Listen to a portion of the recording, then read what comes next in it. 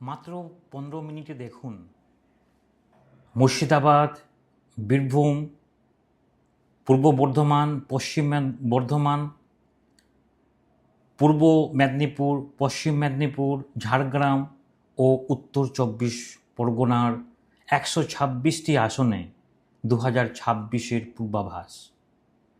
নমস্কার, সালাম। আমি মোস্তাফিজুর রহমান, একজন পলিটিক্যাল স্ট্র্যাটেজিস্ট। পশ্চিমবঙ্গকে বুঝতে হলে উত্তরবঙ্গ এবং দক্ষিণবঙ্গ এই দুটি অংশকে ভালোভাবে জানা অত্যন্ত জরুরি।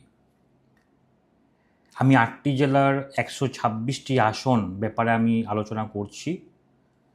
সুতরাং যদি আমাদের এই বিশ্লেষণ 126টি আসনের ব্যাপারে যদি আপনাদেরকে ভালো লাগে, অবশ্যই আপনারা সবাইকে শেয়ার করবেন এবং আপনাদেরও মতামত, কে কোন আসনে জয়ী হবে, কে কতটা সিট পেতে পারে 126টি আসনে, আপনারা কমেন্টে অবশ্যই আপনাদের মত দেবেন।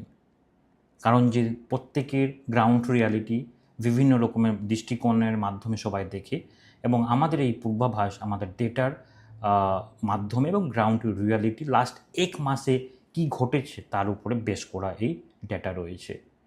ওকে, চলুন শুরু করি। আমরা যদি পূর্বাভাস বলি, এই 8টি জেলাতে টোটাল আসন সংখ্যা রয়েছে 126টি। 2021-এর ফলাফল হিসাবে যদি বলি, এই 126টি আসনে তৃণমূল কংগ্রেস এখানে পেয়েছিল, টিএমসি এখানে পেয়েছিল 107টি আসন এই 8টি জেলাতে, এবং বিজেপি মাত্র 19টি পেয়েছিল। 2026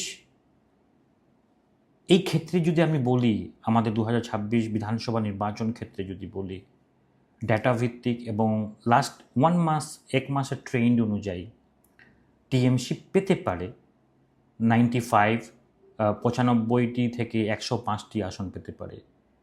বিজেপি সেখানে 18 থেকে 26টি আসন পেতে পারে।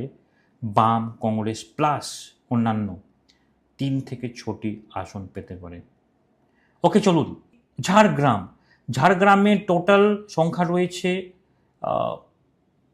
আপনার 4টি আসন রয়েছে, যেমন নয়াগ্রাম, গোপীবল্লভপুর, ঝাড়গ্রাম এবং বিনপুরে টোটাল 4টি আসন। টিএমসি এখানে ভীষণ শক্ত ঘাঁটি রয়েছে ঝাড়গ্রামে। এখানে তৃণমূল টোটাল 4টি আসন 2021-এ পান। কিন্তু এই ক্ষেত্রে যদি আমরা বলি 2026 প্রজেকশনে এখানে তৃণমূল কংগ্রেস 2 থেকে 4টি পেতে পারে, এখন বিজেপি সেখানে 0 to 2 পেতে পারে। সেম এখানে কারণটা কি? কর্মীদের এসটি মর্যাদার জন্য, মর্যাদা দেওয়ার জন্য, এই প্রভাবের জন্য এখানে বিজেপি কিছুটা প্রভাব দেখা দিচ্ছে।